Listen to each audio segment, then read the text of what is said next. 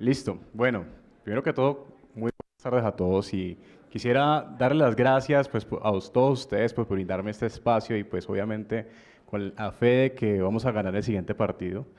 Yo quisiera, antes que todo, pues darle las gracias precisamente a Andro, Dragonheart, específicamente a Jaime, a José Pino, pues por la iniciativa del tema de investigación, por el simple hecho de que sé personalmente que realizar ciencia, por lo menos en Colombia, no es nada fácil.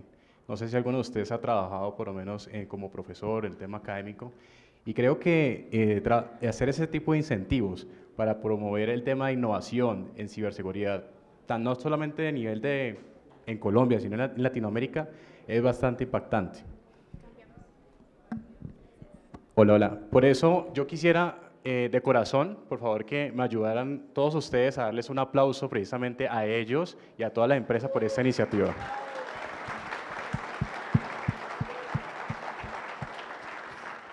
Y de la misma manera, pues esperaría que esto se siguiera desarrollando, pues esperaría como si en las Olimpiadas, pues después fuera como una antorcha en la cual uno pudiera seguir haciendo esto y cederla para los próximos. De la misma forma que estoy yo, alguno de ustedes también puede hacerlo, ¿listo? Bueno, ahora sí, les voy a contar un poco sobre mí. Yo soy pues data scientist, como yo digo, durante el día y en la noche, así como Batman, trabajo en ciberseguridad, específicamente haciendo investigación.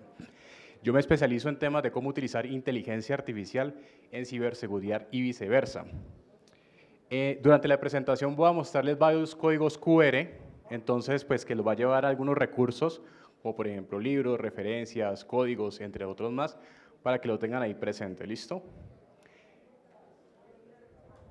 Bueno, el contenido de la presentación está como enfocándose, como a explicarles un poco sobre, yo le digo como esta historia, como ahora yo lo llamaría con un poco el amor al arte, como lo llamo yo ahora, en cómo yo lo he concebido esta historia en tres partes.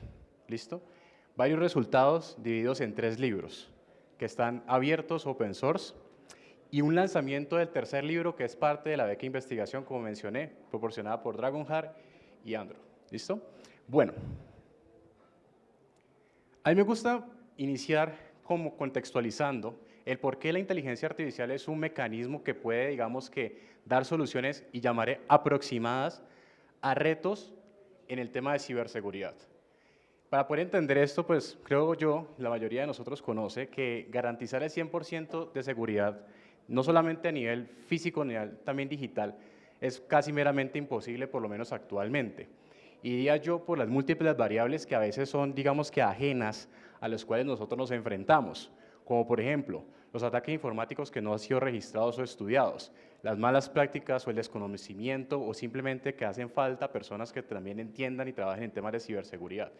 El simple hecho de que también las empresas, por el simple hecho de querer abarcar un mercado, pues incorporan nuevas tecnologías que también acarrean brechas de seguridad. El empleado infeliz, los conocidos como los insiders, entre otros más. El detrás, si vemos de la perspectiva de detección, pues siempre hay una mente humana, que hay que empezar, importante mencionarlo, que no necesariamente tiene que ser un cibercriminal, sino que intenta, digamos que explorar las barreras del conocimiento para poder desarrollar, proveer y yo diría pues también aprender, obviamente. Y si lo hablemos de la perspectiva de ya de cibercriminales, pues acarrea retos, no quisiera llamarle problemas, retos que son dinámicos, que son y que dependen del contexto en el cual nosotros nos encontremos y en la actualidad también. Y yo le quisiera llamar a esto solamente una palabra que es complejidad. ¿Sí? La complejidad de lo que se llaman, yo diría, sistemas dinámicos, que básicamente son los retos que hay detrás al final de cuentas a nivel de ciberseguridad. ¿Listo?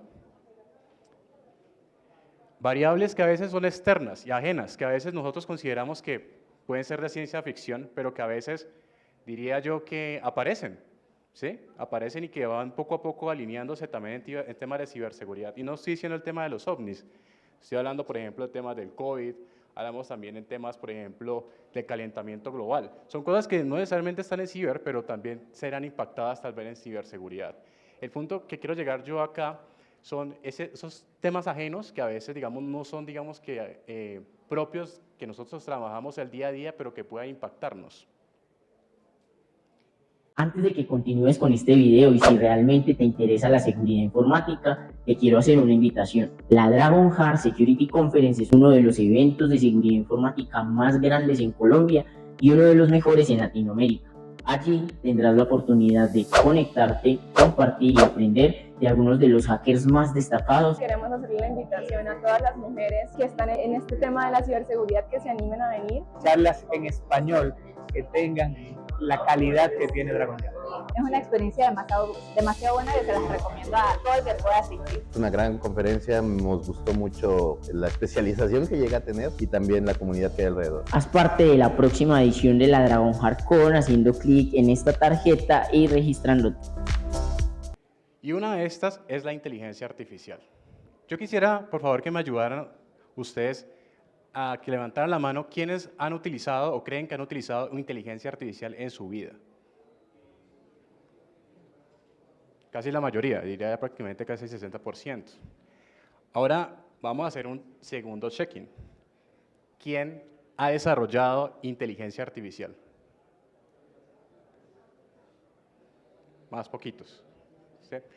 Es más, no sé si han visto o notarán que las tendencias hoy por hoy es el uso de inteligencia artificial.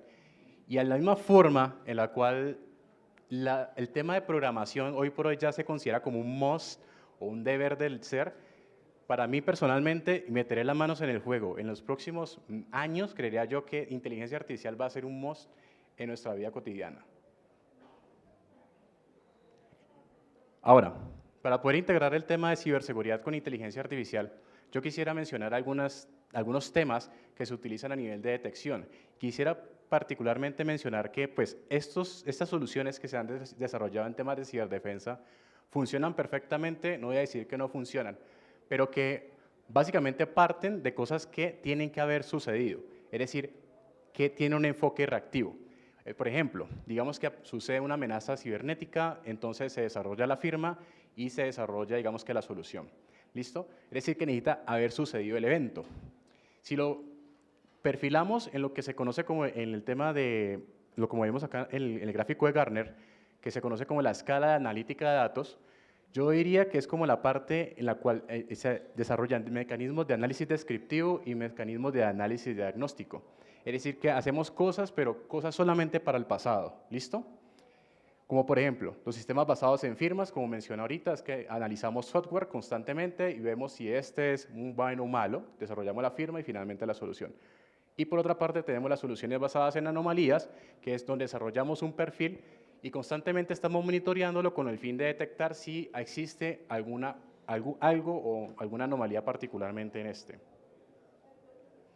Sin embargo, estas soluciones que he mencionado que son de este enfoque, pues pueden acarrear mucho tiempo, recursos que si lo vemos a un nivel de sistemas de alto riesgo, pues pueden, digamos, ser de alto impacto, cosa que, digamos, que vuelve y juega, funciona bien, pero pueden ser mejoradas desde otra perspectiva.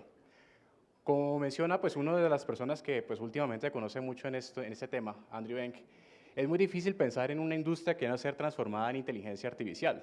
Por ejemplo, ustedes van a encontrar inteligencia artificial para temas de entretenimiento, sistemas de recomendación para los, por ejemplo, que ustedes utilizan en Amazon, los automóviles inteligentes, los sistemas biométricos, sistemas inteligentes para temas de salud, finanzas, o sea, créanme que eso hay de todo. Y en temas de ciber también lo hay. Es importante para mí como mi deber mencionarles pues, que la inteligencia artificial, ¿sí?, es una amplia área que se subdivide en subáreas que son bioinspiradas, donde básicamente lo que uno busca es cómo poder representar un fenómeno al cual, digamos, uno ve y lo lleva a las ciencias de la computación, ¿listo? Como por ejemplo, cómo nosotros percibimos en cómo los seres vivos han evolucionado, programación evolutiva. Cómo, por ejemplo, podemos interpretar los objetos a través de la visión, computer vision. Cómo podemos interpretar, por ejemplo, el texto, cómo podemos interpretar la voz, natural language processing. Y hay una subárea que ha marcado mucho la parada en los últimos años, que se llama el machine learning o aprendizaje de máquina. ¿Por qué? pero que hoy por hoy contamos con una facilidad y es con los grandes volúmenes de información que se generan hoy en día. Es más, esta transmisión puede estar realizando en vivo, hay datos. Es decir, todos ustedes están usando celulares, hay datos. Es decir, hay información que se puede utilizar. Y el uso de Machine Learning depende de los volúmenes de información que se necesitan, pero además también de las capacidades computacionales. Entonces, ahí es donde entra el tema de Cloud Computing, Big Data, entre otros más. El Machine Learning, como mencioné, es una subárea de la inteligencia artificial que no… digamos, te podemos decir que es un enfoque en el cual uno busca desarrollar una solución a partir de un conjunto de datos. No es como una especie de algoritmo de paso a paso, diría técnicamente como un sistema determinístico, sino lo que uno busca es crear una solución a través de un conjunto de información. Por ejemplo, acá, ustedes ven en pantalla, si nos enfocamos solamente en la partecita de Machine Learning, notarán que ustedes tienen como parte del input unos datos. Y lo que uno busca es que un algoritmo, que puede ser de varias variables que ya han sido, digamos que, científicamente comprobadas, etcétera, y que existen muchos, como por ejemplo podríamos mencionar regresiones logísticas, regresión, redes neuronales profundas, árboles de decisiones, etcétera. Lo que uno busca es que ese algoritmo tenga las capacidades de abstraer el patrón que hay en la información y el resultado que vamos a tener es un modelo, ¿listo? No un modelo de pasarela, un modelo es lo que se conoce usualmente en digamos que en estos enfoques. Pero yo quisiera cambiarle, digamos, esa forma que técnicamente uno le conoce en el área como modelo, y yo simplemente lo voy a llamar software. ¿Listo? Hay otro conceptico que quiero que ustedes se lleven como parte de mi filantropía, es la ciencia de datos. Hablamos de información. La información puede estar en múltiples formatos, como por ejemplo bases de datos estructuradas, que pueden ser SQL, CSVs, como un Excel, etcétera, estructurados. Pueden ser datos, por ejemplo, no estructurados, como por ejemplo imágenes, sonidos, semiestructurados como JSON. Es decir, imagínense, por ejemplo, un lago de información que puede tener mucha basura, de hecho. Entonces, la ciencia de datos lo que busca es, entre todo ese lago de información, encontrar cuál es la mejor, digamos que, representación de ese lago, alinearlo a un negocio particularmente y sacarle provecho para poder resolver una hipótesis o un problema o una necesidad de negocio. Como por ejemplo, predecir cuándo alguien va a continuar o no va a continuar en la compañía. Por ejemplo, ofrecerle un conjunto de productos a tal persona. Por ejemplo, poder predecir cuándo un software es un malware o no. ¿Listo? La ciencia de datos se enfoca específicamente en aplicar las técnicas para poder encontrar el mejor patrón en ese volumen de información. Si lo vemos en la parte de ciberseguridad, cuando trabajaba mucho más en el tema de detección, pues uno usualmente aplica dos tipos de enfoques. Y dentro de estos existe una serie de técnicas. El primero es el análisis estático, en los cuales ustedes aplican una serie de herramientas para obtener la información del software sin estarse ejecutando, como por ejemplo las llamadas a código fuente, entre otros más. Y a diferencia del análisis, y el análisis dinámico se diferencia del estático con el simple hecho de que uno busca entender el comportamiento del software en ejecución, como por ejemplo ejecutándole en una máquina virtual, o puede ser un dispositivo, pues puede ser físico. El punto acá que quiero dejarles aquí a la acotación es que son las dos metodologías en las cuales ustedes pueden obtener data. ¿Listo? Si lo alineamos a una metodología simple de ciencia de datos, y voy a llamarlo esto como una especie de dibujo rudimentario, nosotros tenemos datos de distintos tipos de índoles, tenemos una necesidad puntual de negocio, aplicamos una serie de técnicas que pueden ser matemáticas, estadística, visualización, minería de datos. Créanme, eso, ustedes creyeron que no usar álgebra lineal, aquí lo utilizan bastante. Estadística también, inferencia. Se obtiene el patrón de la información y se aplican tres tipos de técnicas para hacer entrenamiento, o sea, ustedes lo quieren llamar así también, construcción de modelos de Machine Learning. Primero, aprendizaje supervisado. En el aprendizaje supervisado, nosotros tenemos de antemano, como nosotros desarrolladores o investigadores,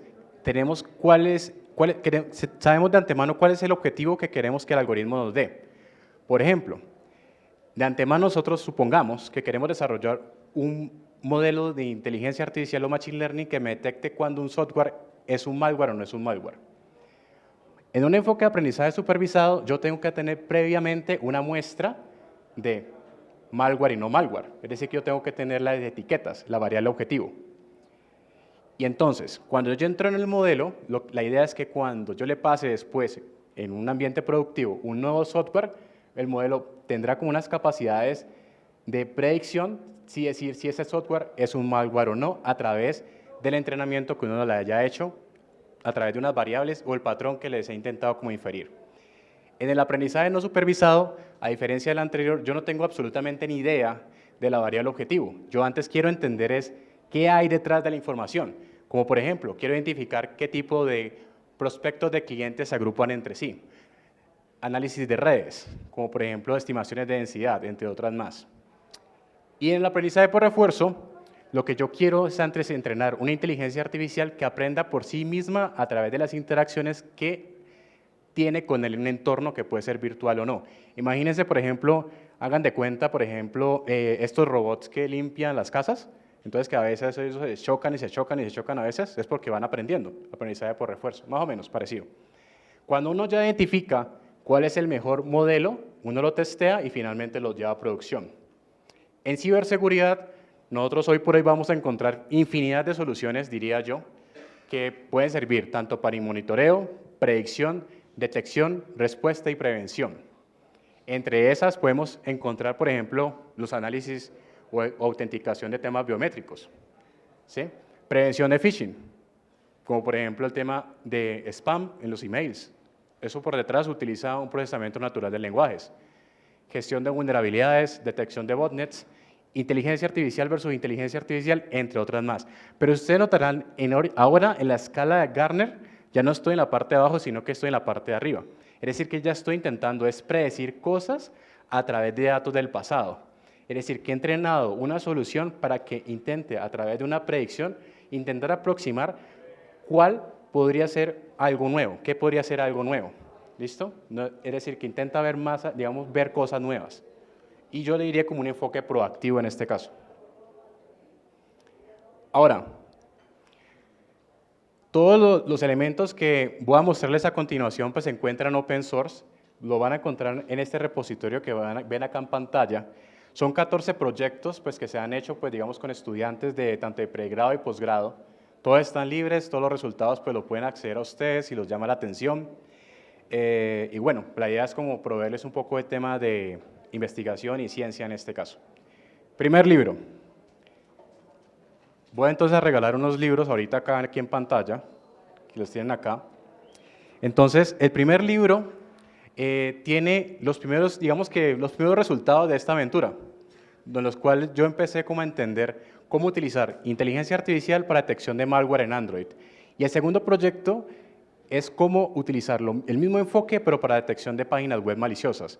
Es decir, qué contenido puede ser malo, qué contenido puede ser bueno. Lo bueno de este libro, que se lo digo de corazón, es que como yo lo hice en su momento pensando en qué Cristian podría conocer a qué le hubiera gustado a Cristian conocer cuando él iniciara.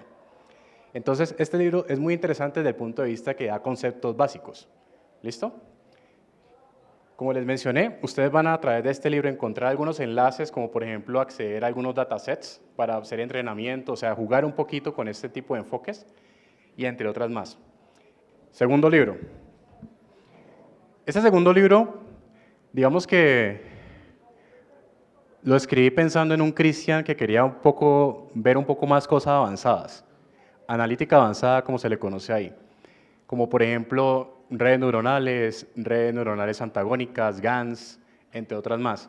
Pero quería un Cristian como ver un poco más el tema ofensivo. Si ustedes notaron, la parte del primer libro era un poco defensivo, pero en este caso intenté como ver otra perspectiva a nivel de ciberseguridad, como ver ese espectro. No sé si fue cuando leí el libro de Sensu en su momento, pero en este libro contempla un resultado de 8 proyectos, donde está, digamos que diseñado con una portada defensiva y con una contraportada ofensiva.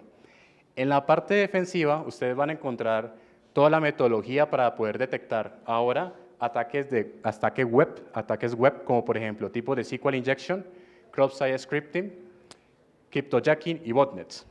Algunas de estas, haciendo un poquito de temas de publicidad, también se presentaron en el Dragon Heart hace 2 años aproximadamente, donde lo que hicimos fue entrenar un conjunto de modelos de Machine Learning para poder detectar, por ejemplo, botnets a través del uso de NetFlows, datos de punto a punto de tráfico de red. Y el mismo concepto lo aplicamos para detección de cryptojacking, pero agregándole variables de hardware. Pero aquí digamos que lo interesante acá es que, vuelve y juega, aquí tiene que haber una alineación, y es que pues uno como ustedes, la mayoría, ustedes son apasionados a la ciberseguridad, entenderán, por ejemplo, que en cryptojacking se afecta el hardware, ¿cierto? Entonces uno piensa, yo debería tener datos de hardware, ¿sí? Entonces ahí es donde uno tiene que, digamos, que alinear las cosas para poder, digamos, que los datos sean de apoyo para poder entrenar los elementos. Van a encontrar los 2 videos con los resultados explicados. Los libros pues tienen todo el proceso científico a los cuales ustedes pueden acceder. La parte ofensiva. En este caso me interesó el tema de la exploración de deepfakes. ¿Quién sabe qué es un deepfake? ¿Quién? Mister.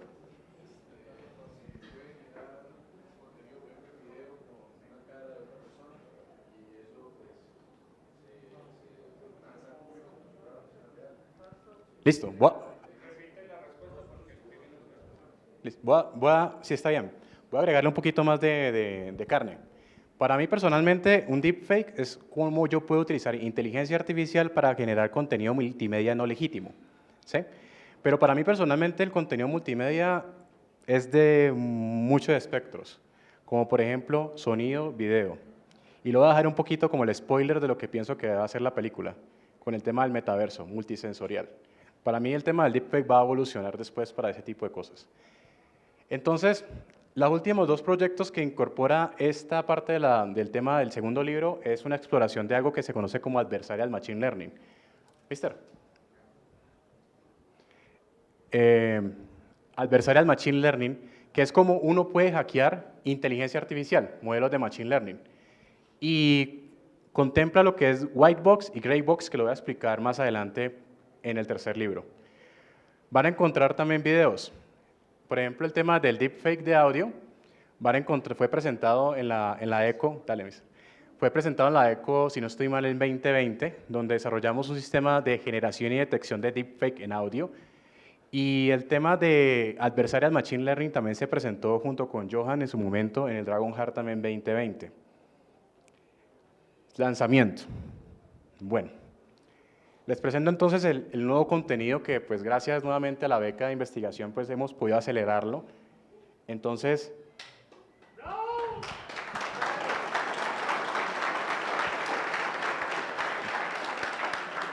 bueno, este libro fue más como un poco más curioso. La verdad, soy muy sincero. A mí la verdad me cansó un poco el tema de detección y quería como ver un poco la inteligencia artificial desde otra perspectiva. Quería verlo cómo apoyar otro tipo de procesos de ciberseguridad. Y cuando todo ese tema, el tema de modelos generativos, todo eso que hemos tenido con LLMs, que ya lo voy a explicar a continuación, hay un tema que es como, y fue el título precisamente del libro, que es como los datos pueden ser semilla del caos. Que de hecho cuando yo escribí el concepto de caos, realmente fue muy difícil, les soy muy sincero. Pero espero que al final de la presentación y también con las otras presentaciones que se van a desarrollar próximamente puedan, digamos, que ustedes mismos tengan su propia definición de caos. Primer capítulo. Como buen escritor, pues el primer capítulo se llama Los datos, las semillas del caos. ¿Listo? ¿Cómo nace? Hace 3 años trabajé en un proyecto precisamente para la Secretaría de Seguridad de aquí de Bogotá, donde desarrollamos un mecanismo de inteligencia artificial para predicción de crímenes, homicidios, robos, de acá en la ciudad.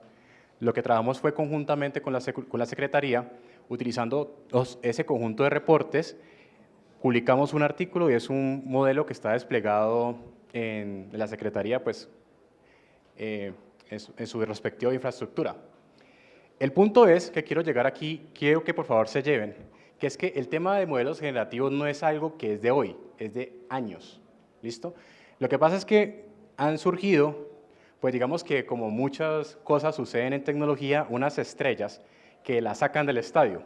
Entonces voy a nombrar algunos, como por ejemplo puede ser OpenAI, Microsoft, y hay una herramienta que nos ha marcado, digamos que un poco el corazón, que es ChatGPT, ¿cierto? Pero yo quiero que se lleven acá lo siguiente, ChatGPT es una herramienta, y la herramienta consume el modelo de inteligencia artificial.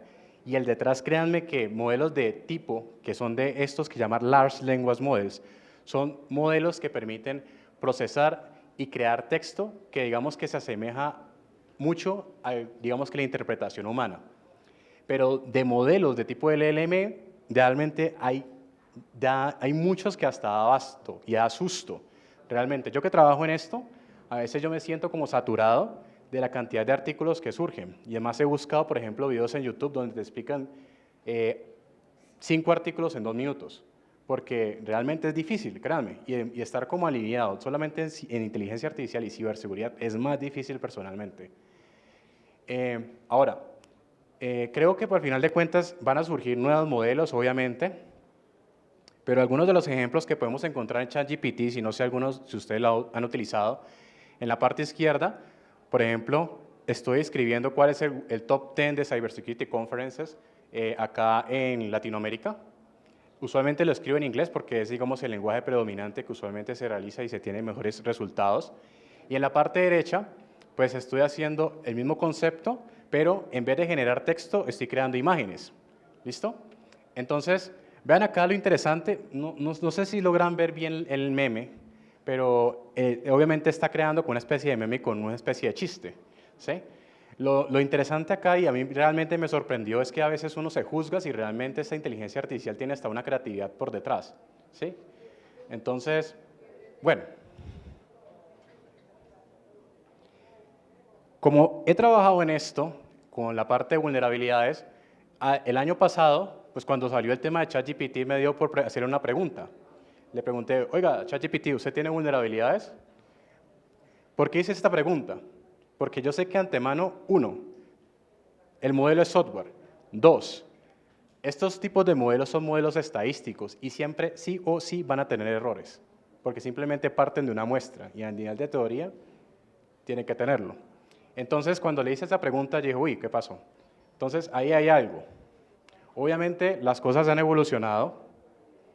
Ya han surgido nuevos modelos de ChatGPT y obviamente ya no te responde eso.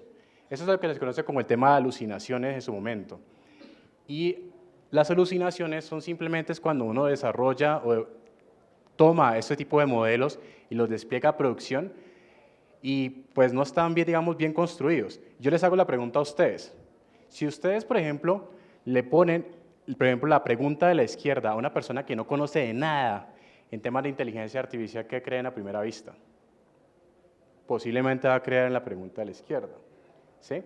Entonces, la pregunta abierta que les voy a dejar a ustedes, uno cómo puede garantizar cuando este tipo de cosas estén libres en temas productivos y no estén, digamos, bien refinados. Pero simplemente lo voy a dejar abierto, ¿listo? Como ustedes creo que ya bien conocen, por lo menos los que han trabajado en este tema, y ya creo que bien se habrán dado cuenta, ya vulnerabilidades y temas de ciberseguridad en modelos de LLM ya se han explorado. Es más, hace algún mes, si no estoy mal, pues la comunidad de OWASP, de hecho, brindó el OWASP Top 10 en temas de posiblemente ataques que se pueden desarrollar a tipos de LLM. Adicionalmente, pues hay muchos, digamos que recursos que ustedes pueden encontrar en internet, noticias, etcétera. Y realmente cuando yo trabajo en esto, implementando este tipo de modelos en producción, pues uno encuentra también CVEs que constantemente se están, digamos que, proporcionando. En la parte derecha vamos a encontrar un ejemplo de, por ejemplo, donde vamos a encontrar algunas vulnerabilidades o formas en las cuales nosotros podemos aprovechar algo que se llama prompt injection.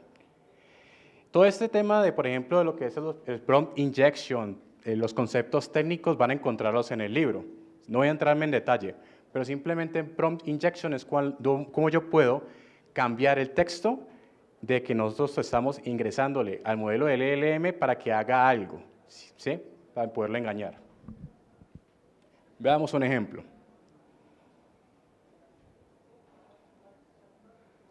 Acá les presento pues ChatGPT. Sí, si alguno de ustedes nunca ha interactuado con él, un amigo pues que está entrenado hasta 2022, creo. Entonces vamos a escribirle algo.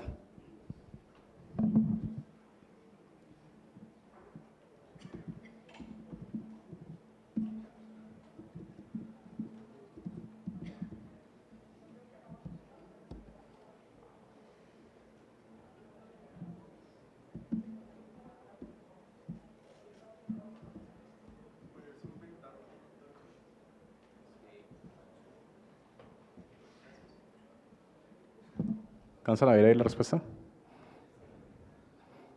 Le escribí al primero que me desarrollara un código de un ransomware.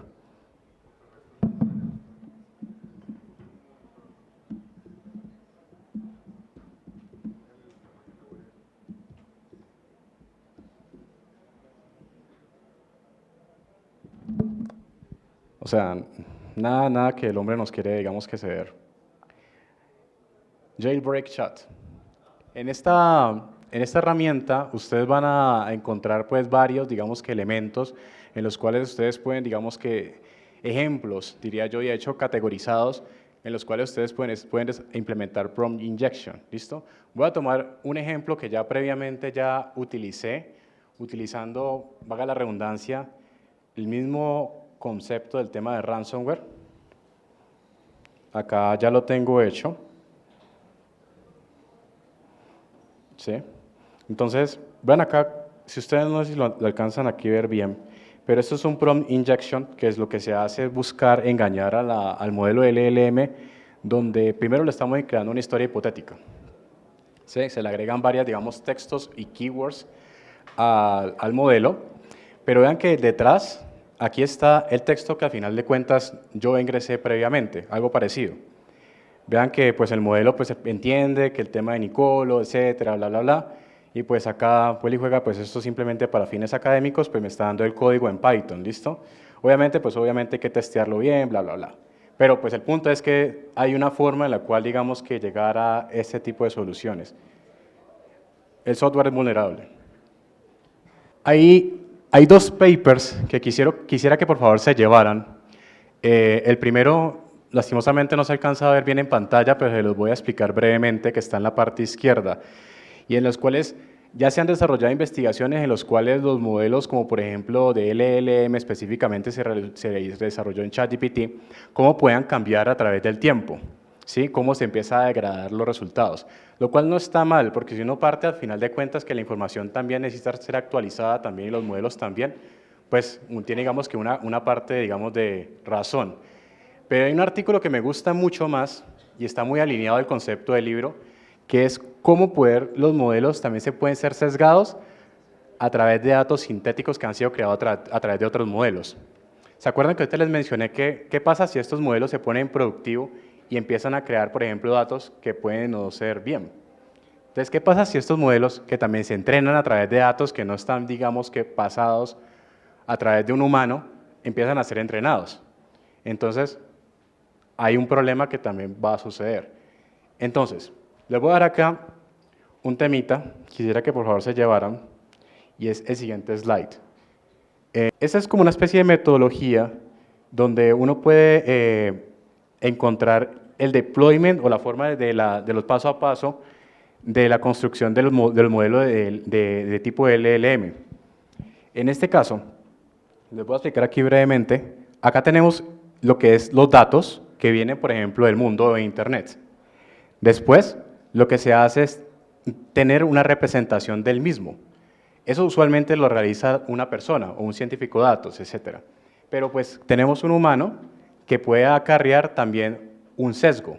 Y los datos a través de cuando se obtienen también pueden tener sesgos. Después, tenemos una forma de cómo medimos el resultado de estas mediciones. Sesgos. Cuando llevamos ese modelo a producción, vamos a tener también posiblemente sesgos. Es decir, muchas de ese tipo de soluciones van a tener, al final de cuentas, muchos sesgos. Pero el punto que quiero llegar yo es qué sucede cuando nosotros llevamos esto un poco a producción en un sistema informático, cuando sabemos que al final puede tener sesgos. En el día a día, usualmente cuando yo implemento, por ejemplo, modelos de tipo LLM, uno tiene como esta especie de estructura en la parte derecha. Ustedes van a tener, por ejemplo, el texto, un ejemplo de lo que les mostré ahorita, un texto que es el input del usuario. Uno lo que va a tener como una especie de una librería que orquesta cosas, que lo que básicamente va a hacer, por ejemplo, llamar APIs, endpoints externos, y después también va a posiblemente llamar bases de datos o documentos dentro de la compañía.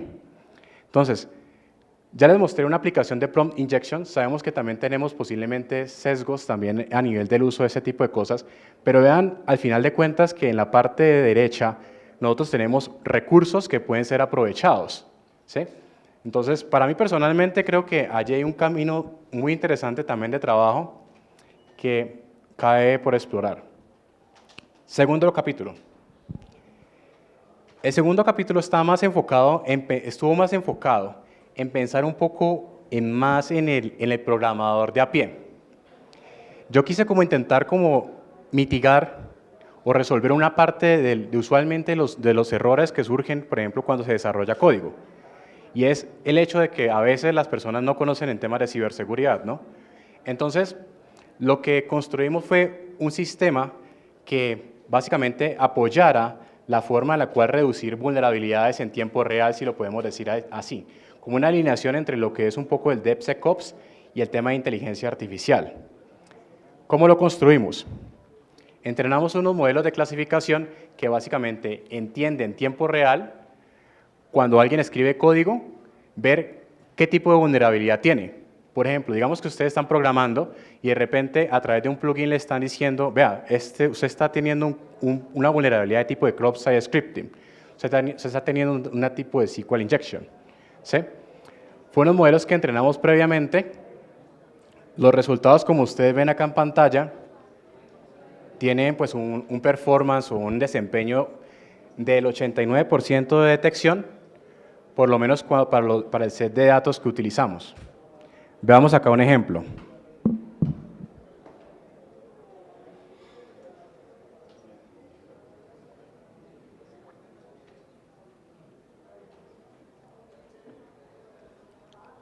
Este código ustedes pues lo pueden encontrar en el repositorio, pero es un código que se desarrolló primero para el lenguaje de programación de TypeScript, temas de programación en frontend.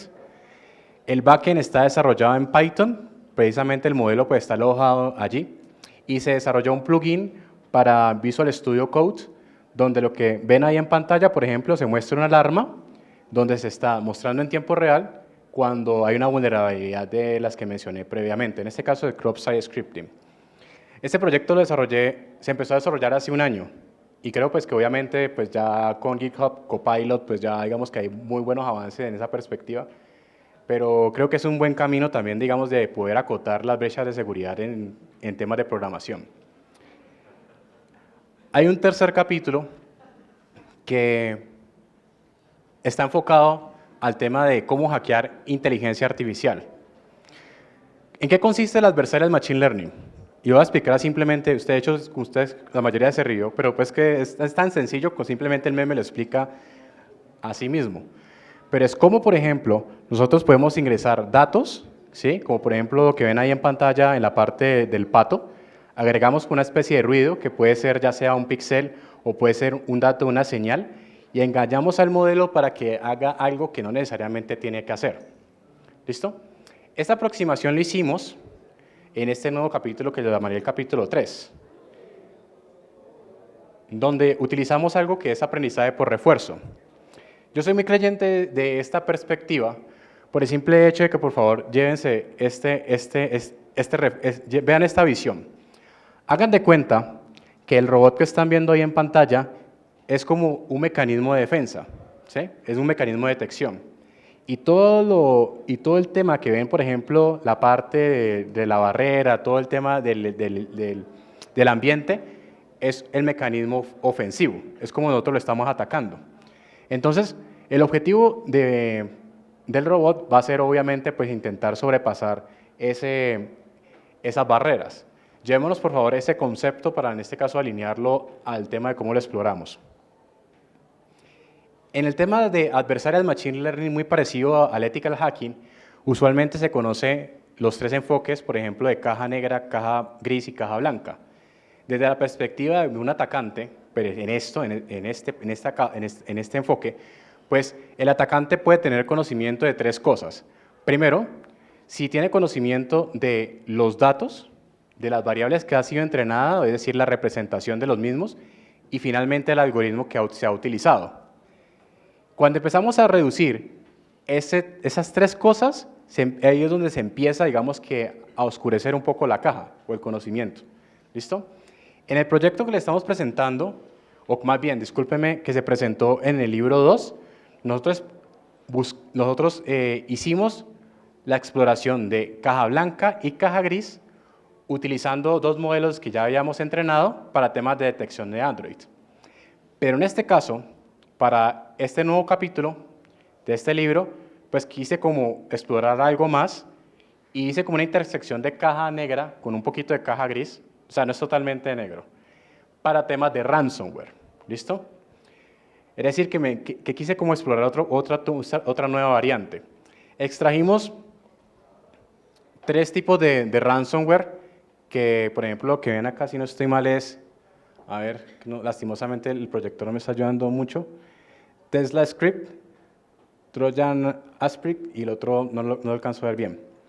Pero lo van a encontrar pues en el libro bien, digamos que bien citado. ¿Qué hicimos? Tomamos los ransomware, empezamos a emularlos en entornos virtuales y el objetivo detrás era obtener el tráfico de red de cada uno de estos elementos simulados.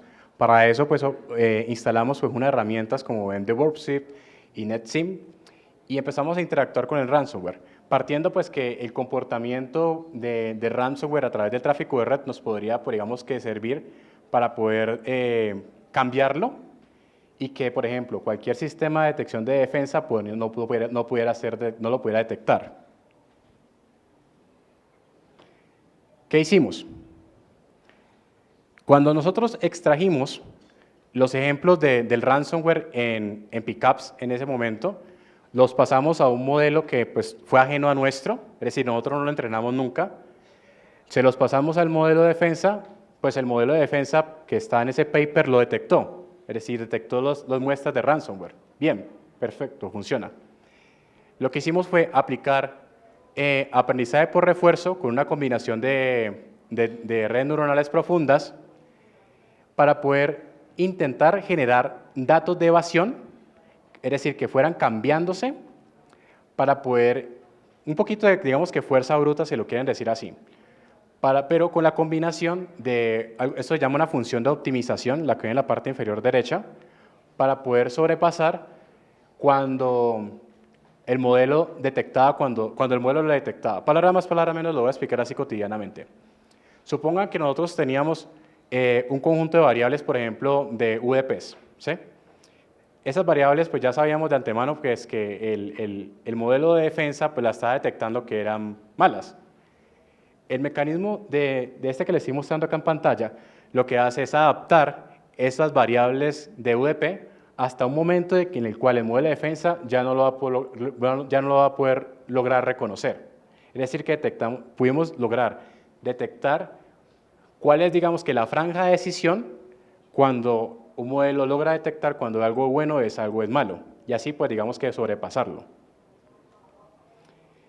Este resultado, pues, nos permitió, pues, lograr, pues, una tasa de aumento del modelo de defensa, es decir, pudimos reentrenarlo, reforzarlo, es decir, que, aparte de hackearlo, pudimos mejorar el modelo de defensa para que pudiera detectar, digamos, que esa forma de la cual nosotros lo hackeamos. Eso pues aumentó de un 83% a un 85%, ustedes dirán pues un 2%, pero no es un 2%, es decir, le está detectando datos que previamente ya han pasado más los datos que nosotros estamos pasando. Entonces, esa digamos que es la tasa que se aumentó. Posteriormente, en el penúltimo capítulo, ustedes van a encontrar algo de un entorno más real que se utilizó para el sistema de tu compra. No sé si alguno de ustedes lo ha utilizado. Pero hicimos un proyecto con ellos para hacer un tema de un sistema de detección de fraude. partiendo de datos reales que pues, nos proporcionaron en su momento pues, un estudiante que es aliado con ellos. Entrenamos un tipo de modelo que funciona bastante bien para temas de detección de anomalías, que se conoce como una Isolation Forest. Y finalmente tenemos los resultados acá. Este capítulo está un poco más centrado para aquellos interesados en temas de detección de fraude. Y pues algo, digamos que bastante, digamos que de conceptos básicos que les va a servir a aquellos que, pues, digamos que quisieran explorar en esta área. El último capítulo está centrado en cómo podemos automatizar la fase de recolección de datos de OSINT a través del uso de inteligencia artificial. Usualmente, y no estoy en contra de utilizar consola, ¿sí? Por ejemplo, nosotros acá tenemos la consola de Harvester, pero ¿qué pasa si evolucionamos un poco el tema de consola y lo integramos un poco con el tema de procesamiento natural de lenguajes, con el Natural Language Processing o el tema del LLMs que mencioné previamente? Veamos un momentico este videito para que me entiendan un poquito la idea. ¿Se alcanza a ver?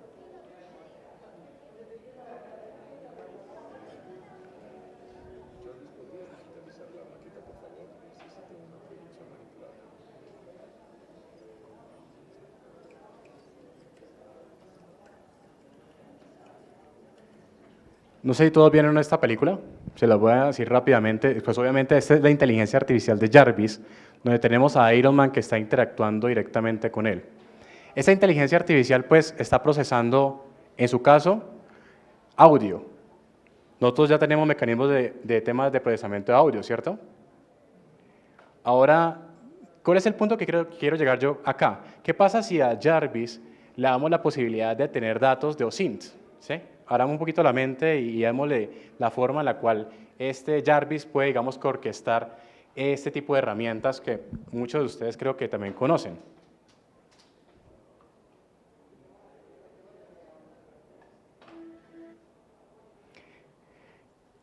¿Qué hicimos? Ojo, usualmente en el tema del desarrollo de tipos de modelos de LLM, uno no sugiere entrenar modelos propios de LLM, porque a nivel de investigación, hacer entrenamiento de un modelo en cero es costoso a nivel de tiempo, plata, recursos, ¿sí?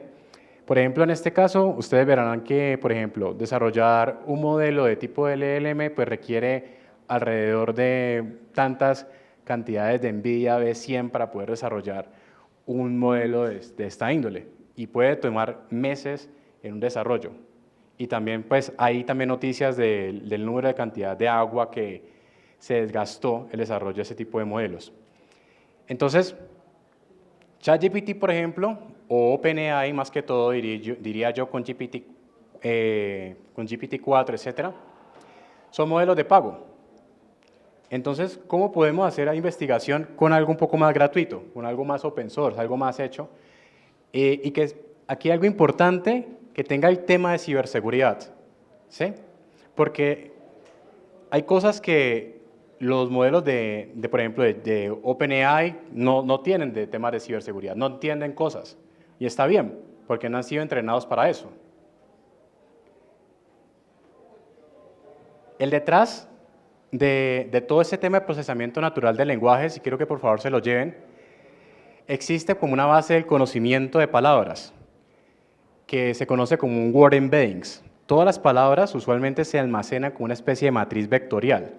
Es decir, cada palabra tiene una representación y tiene que ser una representación matricial. Usualmente en las librerías uno va a encontrar métodos para tokenización y temas para temas de transformación en embeddings. Como por ejemplo lo que ustedes ven acá en pantalla, uno lo que hace, por ejemplo, en el texto, uno dice, this is the input of the text. Cada una de las palabras se tokenizan y se llevan a unos valores que finalmente se transforman en los embeddings. Pero esa transformación requiere sí o sí de haber sido construida. Y por ejemplo, ustedes ven acá, en la parte de acá abajo, uno logra ver aquí lo que se llama como una especie de análisis espacio vectorial, donde por ejemplo acá tenemos un hello world, ¿sí? Que es este vector, por acá tenemos la palabra hello, ¿sí? Aquí está hi y aquí está world. Esto funciona perfectamente porque estos se ven como una especie de vectores, pero uno como digamos que, cómo uno entrena un modelo de esta índole para que entienda esa relación. Es donde uno pues obviamente entra al tema de álgebra lineal, aquí hay un tema de similaridad coseno, entre otros más. Ustedes van a encontrar modelos open source y una de estas plataformas es Hugging Face. Ustedes se meten a Hugging Face y escriben, por ejemplo, Cybersecurity, van a encontrar modelos, datasets, entre otros más. Y uno de los proyectos que buscamos, pues como mencioné previamente, hacer entrenamiento de este tipo de modelos y en temas de ciberseguridad pues puede ser un poco dispendioso, pues se puede hacer, pero pues ese no era nuestro objetivo. Utilizamos un proyecto que se llama SecureBERT, que ya tenía un conjunto de embeddings y de temas de tokenización ya listos. Es decir, que ya hay unas palabras que se entienden a nivel de entrenamiento. Como por ejemplo acá en pantalla, nosotros acá, aquí puedo ver. Vean aquí estoy probando el modelo de SecureBERT, donde lo que le estoy diciendo es lo siguiente. Gathering this information may reveal opportunities for other forms of. Ese es un tipo de modelo que se conoce Max Language Model, que lo que hace es, a partir del contexto de las palabras que estamos pasando, intenta completar lo que hay acá. Entonces, el resultado que me está diciendo, es decir, con un 47% el modelo es de reconocimiento, es decir, esta palabra es de reconocimiento, un 12% de explotación, etc. Pero el detrás que quiero llegar acá es que ese procesamiento de los embeddings es lo que me ayuda a tener, digamos, que este tipo de resultados. ¿Qué hicimos para nuestro proyecto? Utilizamos la misma aproximación, pero hicimos una modificación, ya les voy a mostrar ahorita en vivo. Pero el punto es, hicimos una modificación a ese modelo de SecureBERT y lo que hicimos fue, vea, lo mismo que usted está interpretando en las palabras de ciberseguridad, necesito que por favor me lo interprete, pero ahora para palabras claves de herramientas de OSINT. En este caso hicimos la prueba para Shodan, The Harvester, DeployDB y EXIF Tool. Hicimos las pruebas, entrenamos un nuevo modelo a través de algo que se llama Parameter Efficient Fine Tuning, que lo que se hace es lo siguiente. Se lo explico aquí rápidamente. Lo que se hace es que nosotros, esta es una arquitectura, una red neuronal que es la SecureBERT, que ven aquí. Todo esto es un modelo ya previamente entrenado, que es lo que les mencioné que funcionaba para esto. Lo que hacemos es, congelamos ese entrenamiento, lo dejamos intacto y lo que agregamos unas nuevas capas nuevas, que es las que vamos a entrenar con palabras de temas de OSINT. Ese es el nuevo entrenamiento. Es una modificación que hacemos. Partimos de un modelo ya preentrenado y lo ajustamos para algo nuevo. ¿Listo?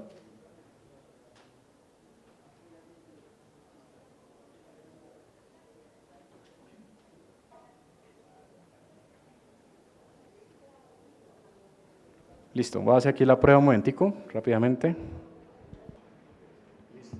Bueno, acá les muestro. Entonces, acá tenemos el código desarrollado en Visual Code. Esto es un código hecho en Python. ¿Ahí logran ver bien? No. Bueno, acá ¿qué tengo? Un conjunto de paquetes para temas de Deep Learning. Por acá, previamente entrenado el modelo que ya les mostré previamente. Esto es un entrenamiento que duró aproximadamente 4 horas, si no estoy mal. Esta es la arquitectura nueva de la red neuronal de la solución que les voy a mostrar. La parte de tokenización, es decir, la forma en la cual un conjunto de palabras se transforman en vectores numéricos.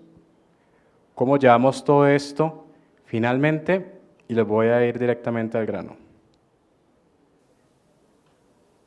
Entonces, tengo acá en la parte de arriba pues el tema de la consola del input.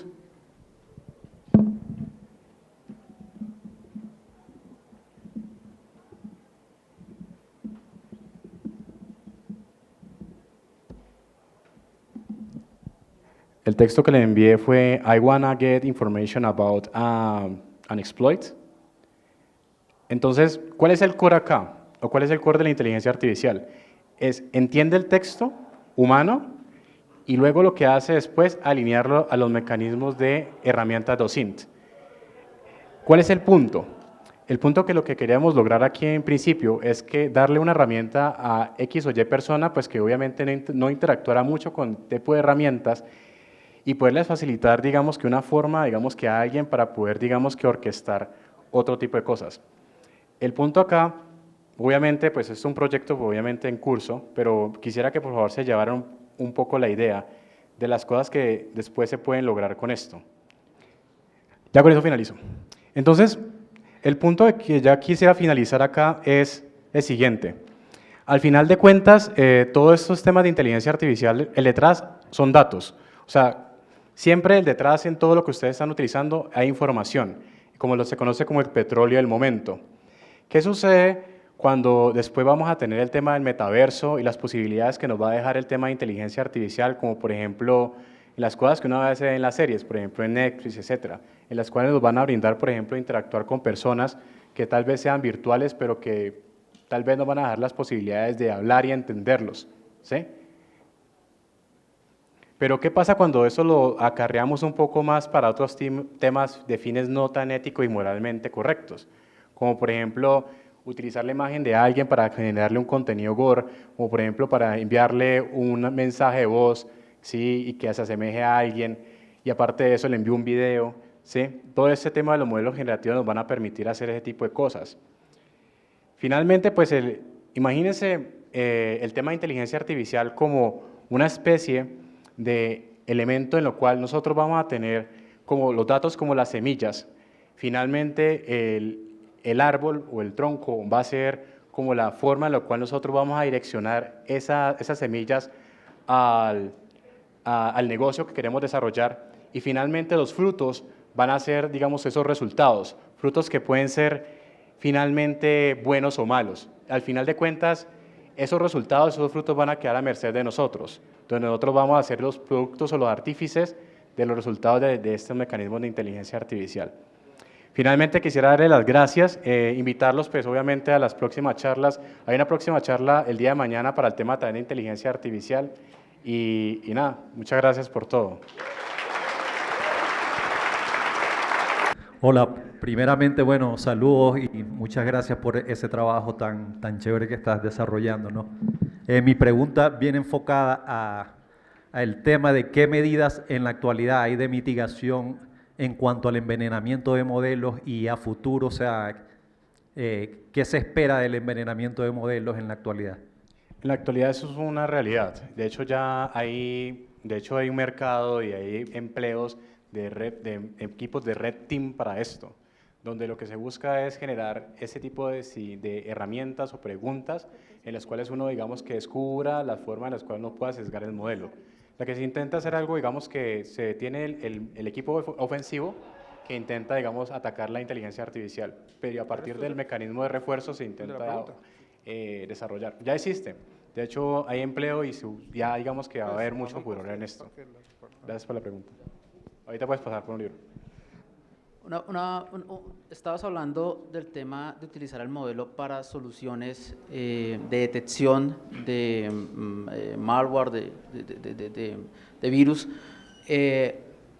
Siempre con los sistemas antivirus hay un problema y es, digamos, que el falso positivo, ¿no? Básicamente, un malware tiene un comportamiento muy similar a una aplicación legítima. ¿Cómo a nivel de modelo manejan ese overfitting? Digamos que o sea, todo pareciera que fuera bien, pero si nos estamos midiendo en base al error, pues vamos bien, ¿sí? Entonces, ¿cómo manejan ese tema en la solución que implementaste? Esa es una muy buena pregunta, es una realidad de día al día. O sea, no solamente yo, sino que en el ambiente productivo se conoce. Yo diría que ese tipo, para el tema de falsos positivos, usualmente se utiliza para modelos de clasificación. Uno necesita saber qué es bueno y qué es malo para uno saber qué es un falso positivo.